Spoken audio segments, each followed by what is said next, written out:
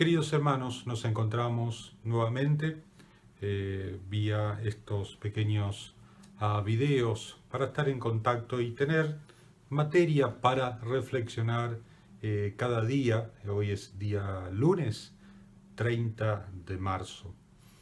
Y hemos hablado en las entregas anteriores sobre la oración. Hablamos contando la historia de ese cardenal Francis Bantuan, que estuvo preso en campo comunista, cómo era posible rezar, incluso en los momentos más, cuando uno está más afligido o angustiado, es posible rezar y Dios nos asiste en ese momento. Seguimos explicando lo que significa rezar de acuerdo al catecismo de la Iglesia Católica. Y ante algunas preguntas, hay que hablar de las condiciones de la oración, para que esa oración sea buena, sea escuchada por Dios.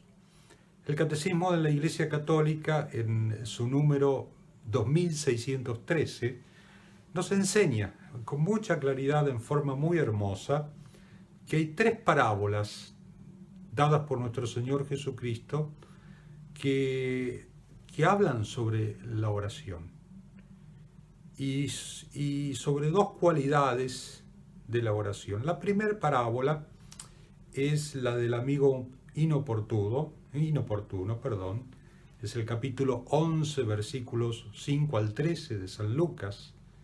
El amigo oportuno es aquel que va a la medianoche al golpear la puerta a pedirle que necesitaba comida para... le habían caído unos invitados. Y insiste hasta que se levanta a su amigo y le da, para que no lo moleste más, a la medianoche. Y el Señor termina esa parábola diciendo: llamad y se os abrirá. Al que ora así, el Padre del cielo le dará todo lo que necesite, y sobre todo el Espíritu Santo, que contiene todos los dones. O sea, esa parábola, la parábola del amigo inoportuno, es una invitación a una oración insistente, que insiste, persiste en la oración.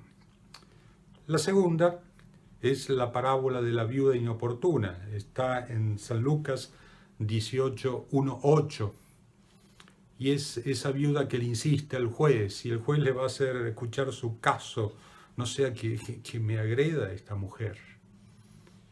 Y está centrada en una de las cualidades de la oración, dice el catecismo, que es necesario orar siempre, sin cansarse, con la paciencia de la fe. Rezar siempre, orar siempre, sin cansarse, con la paciencia de la fe. Por eso nuestro Señor llega y dice: cuando el Hijo del Hombre venga, ¿encontrará fe sobre la tierra?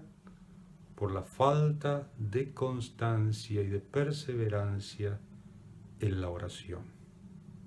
Hay que rezar en forma insistente, hay que rezar siempre sin cansarse, con la paciencia de la fe. El catecismo cita una tercera parábola, que es la parábola del fariseo y el publicano, capítulo 18 de San Lucas, versículos 9 al 14. Conocemos muy bien la historia. El fariseo rezaba de pie, orgulloso, vanidoso, soberbio: te doy gracias, Señor, que no soy como ese pecador. Y en cambio el publicano se postró en tierra y oraba de esta manera: oh Dios, ten piedad de mí, que soy un pecador. Se refiere a esa cualidad sin la cual la oración no tiene efecto, que es la humildad de corazón.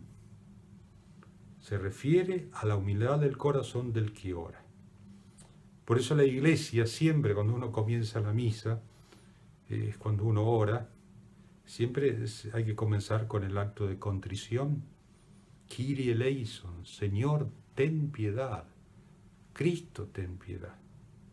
Señor, ten piedad.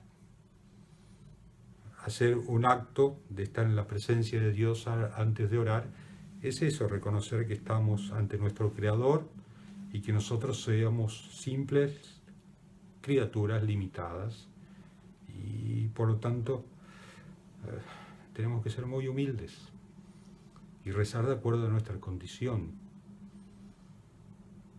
El Catecismo de la Iglesia Católica tiene una hermosa conclusión en este número. Lejos, pues, de nosotros la oración con vanas palabrerías, pero que no falte la oración prolongada, mientras se persevere ferviente en la oración. Lejos las vanas palabrerías, pero sí la oración sincera, prolongada, ferviente, que persevera en la ferviente atención. Hablar mucho, dice el Catecismo, en la oración, es como tratar un asunto necesario y urgente con palabras superfluas. Cuando uno tiene que hablar algo urgente, va al grano, no anda dando vueltas. Y así debe ser la oración. Orar, en cambio, prolongadamente, llamar con corazón perseverante y lleno de afecto a la puerta de aquel que nos escucha. Porque con frecuencia la finalidad de la oración se logra más con lágrimas y llantos que con palabras y expresiones verbales. Porque el Señor recoge nuestras lágrimas en su odre y a Él no se le ocultan nuestros gemidos, pues todo lo creó por medio de aquel que es su palabra y no necesita de palabras humanas. Por lo tanto, vamos a pedirle a la Santísima Virgen que en estos tiempos especiales que estamos viviendo, la gracia de saber rezar con una oración perseverante, insistente, persistente, pero muy fervorosa, que no tenga palabras superfluas. Le pedimos esa gracia a la Santísima Virgen.